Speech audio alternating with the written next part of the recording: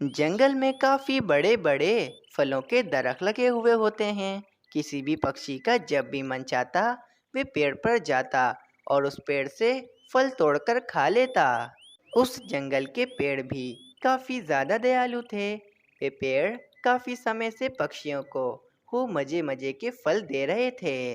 जंगल के पक्षियों को भी कोई चिंता नहीं थी, क्योंकि उन्हें भोजन की तलाश में जंगल से बाहर तो जाना ही नहीं पड़ता था, क्योंकि उनके जंगल में ही इतने सारे फलों के जो दरख्त थे। इसी वजह से उस जंगल के पक्षियों के सामने फलों की कोई अहमियत ही नहीं थी। कोई भी पक्षी फल तोड़ता और उस फल को थोड़ा बहुत ही खाकर फेंक देता था।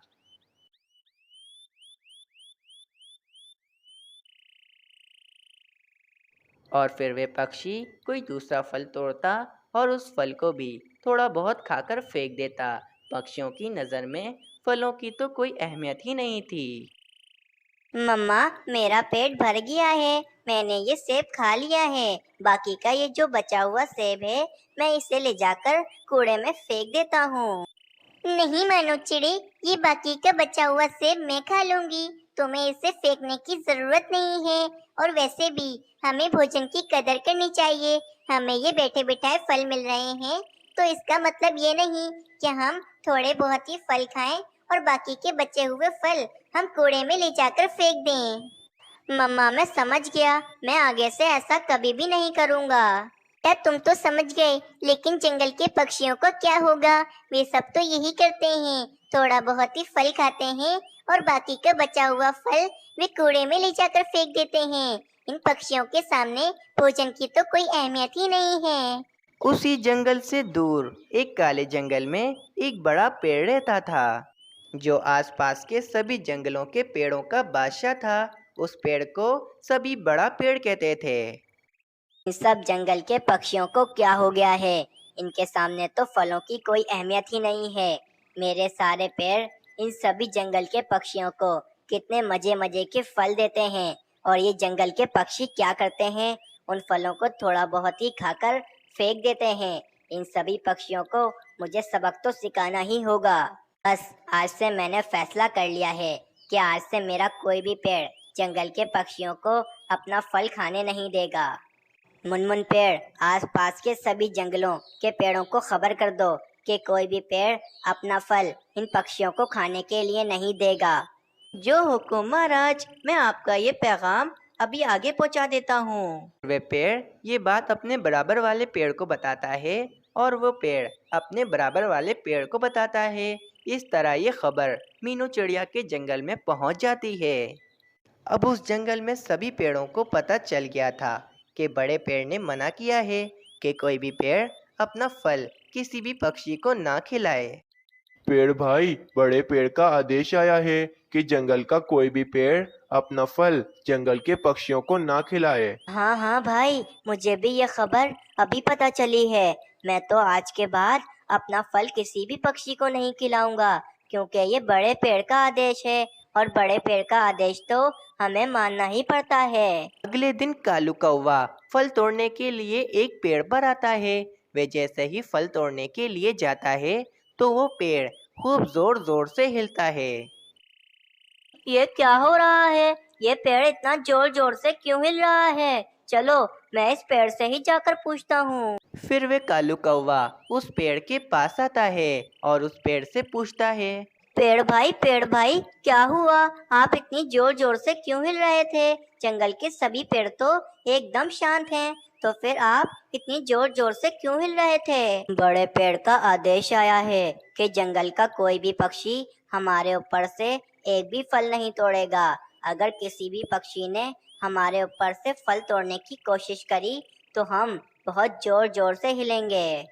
पर क्यों पेड़ भाई? बड़े पेड़ ने हमें फल तोड़ने से क्यों मना किया है? आखिर हमने ऐसी क्या गलती कर दी है? वो सब मैं नहीं जानता। जाओ, जाकर तुम ये बात खुद बड़े पेड़ से पूछ लो। ये क्या समस्या हो गई? ये पेड़ तो मुझे अपना फल तोड़ने ही नहीं दे रहा है। अब मैं फल कैसे खाऊंगा? दूसरी तरफ मीनू चिड़िया भी एक आम के पेड़ पर आम तोड़ने के लिए आती है। तो वे आम का पेड़ खूब जोर जोर से हिलता है और मीनू चिड़िया उस पेड़ से कहती है। प्यारे दोस्तों, इस कहानी का अगला भाग देखने के लिए कल तक का इंतज़ार करें। और आप सभी को ये वाला भाग कैसा लगा हमें कमेंट में ज़रूर बताएं। दूर किसी जंगल में कुछ पक्षी रहा करते थे। वे पक्षी आपस में बहुत खुश रहते थे। जंगल में सारे पक्षी बहुत चिंतित रहते थे क्योंकि उस जंगल में भोजन की बहुत कमी थी।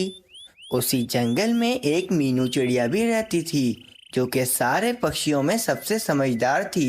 लेकिन उस जंगल में कालू कौवा और रानी कौवी भी रहते थे जो कि हमेशा मुफ्त के भोजन की तलाश में ही रहते थे। कालू जी, कितने दिन हो गए हैं ना, हमने कोई मजे का भोजन नहीं खाया है।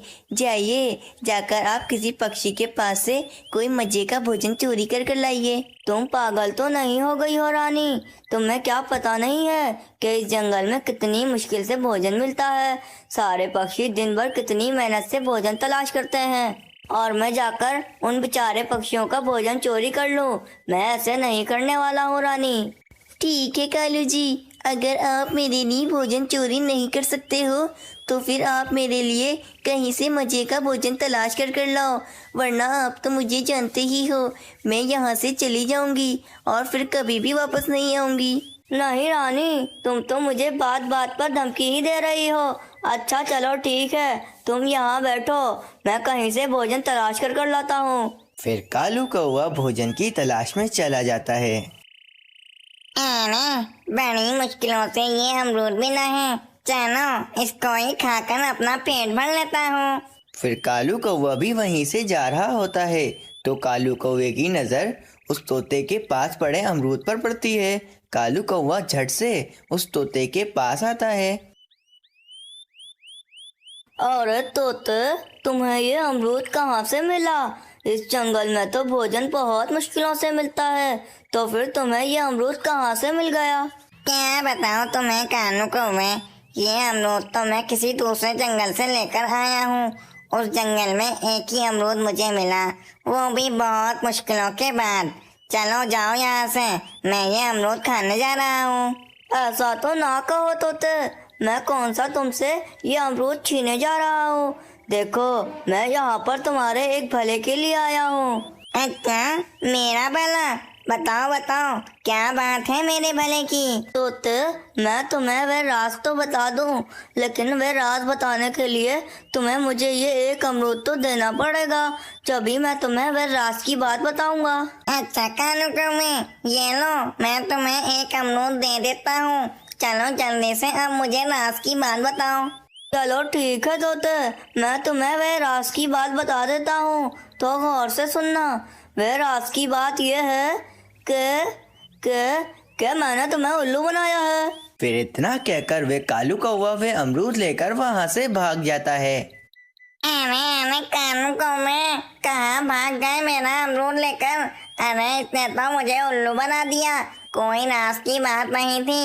अरे रुक जाओ कानू कौवे। वहीं दूसरी तरफ मीनू चिड़िया भोजन की तलाश में इधर उधर फिर रही होती है, लेकिन मीनू चिड़िया को कहीं पर भी कोई भोजन नहीं मिलता। फिर मीनू चिड़िया भोजन की तलाश में थोड़ा और आगे जाती है तो वे देखती है कि एक पेड़ को तीर लगी हुई होती है। फिर झट से मीनू चिड़िया उस पेड़ के पास जाती है और उस पेड़ से वे तीर निकाल बाहर फेंक देती है। तुम्हारा बहुत बहुत शुक्रिया मीनू चिड़िया कि तुमने मुझ में से ये तीर निकाल कर फेंक दी, वरना मैं तो बहुत तकलीफ में था। पेड़ भैया, बात यह है कि हमारे जंगल में भोजन बिल्कुल भी नहीं मिल रहा है, जिसकी वजह से हम सारे पक्षी बहुत भूखे हैं। आप कुछ हमारी मदद कीजिए।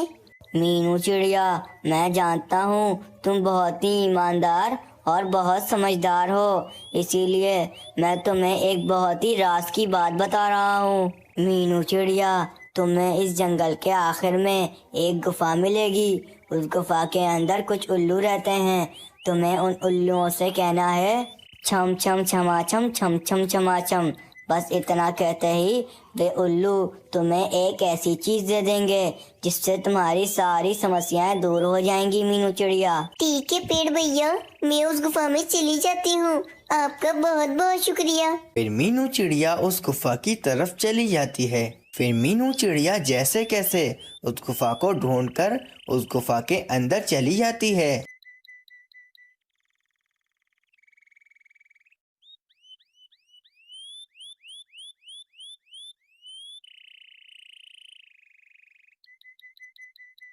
पेड़ भैया ने बोला था कि इस गुफा में उल्लू होंगे।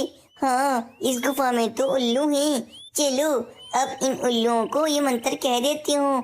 क्या था वे मंत्र? हाँ, याद आया वे मंत्र। छम छम छमाचम, छम छम छमाचम। उल्लू भैया, अब मुझे भी चीज दे दीजिए जिससे मेरी सारी समस्याएं दूर हो जाएं। भैया जी, इस चिड़िया ने बिल्कुल ठीक मंत्र पढ़ा है। अब हम इस चिड़िया को ये चक्की दे देते हैं। मीनू चिड़िया, ये चक्की ले जाओ तुम। इस चक्की से तुम्हारी सारी समस्याएं दूर हो जाएंगी। चक्की को तुम बिल्कुल भी आम चक्की मत समझना। ये चक्की एक जादुई चक्की है। इस चक्की से तुम जो भी मांगोगी वह तुम्हें जल्दी प्राप्त हो जाएगा। आपका बहुत बहुत शुक्रिया उल्लू भैया। अब मैं ये चक्की ले जाती हूँ और इस चक्की से अपनी सारी समस्याएं दूर कर लेती हूँ। मीनू चिड़िया, एक बात याद रखना, भोजन प्राप्त होते ही तुम्हें एक मंत्र पढ़ना है, अंतर मंतर जंतर। ये मंत्र पढ़ते ही ये चक्की रुक जाएगी। फिर मीनू चिड़िया वे चक्की लेकर अपने घोंसले में आ जाती है। चलो अब इस चक्की से अपने लिए कोई भोजन मांग कर देखती हूँ। चक्की चक्की गंदुम निकाल। मीनू चिड़िया के इतना कहते ही वहाँ पर गंदुम का ढेर लग जाता है। अंतर मंतर जंतर। मीनू चिड़िया के इतना कहते ही वे चक्की रुक जाती है।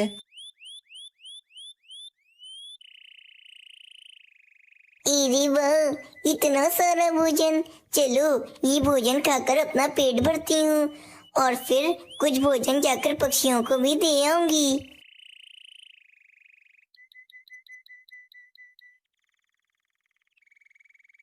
फिर मीनू चिड़िया अपने घोंसले में कुछ पक्षियों को जमा करती है और उनसे कहती है, पक्षियों, अब तुम लोगों को चिंता करने की बिल्कुल भी जरूरत नहीं है। देखो, मुझे ये जादुई चक्की मिल गई है। इस जादुई चक्की से हम जितना भी भोजन मांगेंगे हमें मिलता ही रहेगा। इसीलिए अब जिस किसी पक्षी को भोजन की जरूरत हो वो मेरे पास आ जाए, मैं उसको भोजन दे दूंगी। अरे वाह वाह मीनू चिड़िया, तुम्हें क्या चीज मिली है? अरे ये तो बताओ, तुम्हें ये चीज कहाँ से मिली? अरे तोते भैया, ये जादुई चक्की हमारे जंगल के आखिर में जो गुफा है उसमें से मिली है। उस गुफा में कुछ उल्लू रहते हैं। मैंने उन उल्लुओं को एक मंत्र बोला, फिर उन लोगों ने मुझे ये जादुई चक्की दे दी। अरे मीनू चिड़िया, हमें भी तो बताओ वह मंत्र क्या है? मैंने उन उल्लुओं के पास जाकर ये मंत्र पढ़ा, छम छमाचम छम छमाचम। फिर उन उल्लुओं ने मुझे ये जादुई चक्की दे दी। छम छमाचम छम छमाचम। मीनू चिड़िया बहुत होशियार है, लेकिन मैं मीनू चिड़िया से ज्यादा होशियार हूँ। मैं उस गुफा में जाऊंगा और मैं भी उस गुफा से ये जादुई चक्की लेकर आऊंगा। फिर कालू कौवा वहाँ से चला जाता है। रानी, तुम्हें पता है मीनू चिड़िया के हाथ एक जादुई चक्की लगी है। मीनू चिड़िया सारे पक्षियों को मुफ्त का भोजन दे रही है। अच्छा कालू जी, चलो फिर हम लोग एक काम करते हैं, आज रात उस जादुई चक्की को चोरी कर लेते हैं। नहीं रानी, इस बार हम वे चक्की चोरी नहीं करेंगे। हर बार हम चोरी करते हुए पकड़े जाते हैं। इस बार हम चोरी नहीं करेंगे। कालू जी, हम चोरी नहीं करेंगे तो हमें वे चक्की कैसे मिलेगी? रानी, चक्की मिलेगी, जरूर मिलेगी। मीनू चिड़िया ने हमें बताया है कि जंगल के आखिर में एक गुफा है। उस गुफा में कुछ उल्लू रहते हैं। हमें उन उल्लुओं के पास जाकर एक मंत्र पढ़ना है, छम छमाचम छम छमाचम। ये मंत्र पढ़ते ही वे उल्लू हमें वे जादुई चक्की दे देंगे। अच्छा कालू जी, चलो फिर हम दोनों उस गुफा में चलते हैं और जाकर वहाँ से जादुई चक्की लेकर आते हैं। फिर कालू कौवा और रानी कौवी उस गुफा की तरफ चले जाते हैं। फिर कालू कौवे और रानी कौवी को वे गुफा मिल जाती है और वे दोनों उस गुफा के अंदर चले जाते हैं। रानी, हम लोग इस गुफा में तो आ गए हैं। चलो अब हम लोग वे मंत्र बोलते हैं, फिर ये उल्लू हमें वे जादुई चक्की दे देंगे। हाँ तो कालू जी बोलिए मंत्र, किस चीज का इंतजार कर रहे हैं? रानी मैं जल्दबाजी में वह मंत्र भूल गया हूँ। रानी मैंने तुम्हें वह मंत्र बताया था, चलो अब मुझे वह मंत्र बताओ। कालू जी मुझे भी मंत्र याद है, बोलिए। क्षमा चम चम क्षमा चम छम, ये मंत्र बताया था आपने मुझे। क्षमा चम छम क्षमा चम छम। चलो उल्लुओं अब मुझे वे जादुई चक्की दे दो। कालू कौवे के उल्टा मंत्र पढ़ते ही वे दोनों एक जादुई पिंजरे में कैद हो जाते हैं। अरे रानी ये क्या हो गया है? हम लोग ये पिंजरे में कैद कैसे हो गए हैं? अरे रे ये क्या हो गया? कौवे तुमने गलत मंत्र पढ़ा था, इसीलिए तुम इस पिंजरे में कैद हो गए हो। और यहाँ पर आकर जो भी गलत मंत्र पढ़ता है उसके साथ यही होता है। अब तुम और तुम्हारी पत्नी पूरी जिंदगी इसी पिंजरे में कैद रहोगे। फिर कालू कौवा और रानी कौवी अपनी लालच की वजह से हमेशा हमेशा के लिए उस जादुई पिंजरे में कैद हो जाते हैं। और वहीं मीनू चिड़िया सारे पक्षियों को उस जादुई चक्की से भोजन दे रही होती है। इस कहानी से हमें ये सीख मिलती है कि हमें अपनी जिंदगी में कभी भी लालच नहीं करनी चाहिए, क्योंकि लालच का अंजाम बहुत बुरा होता है।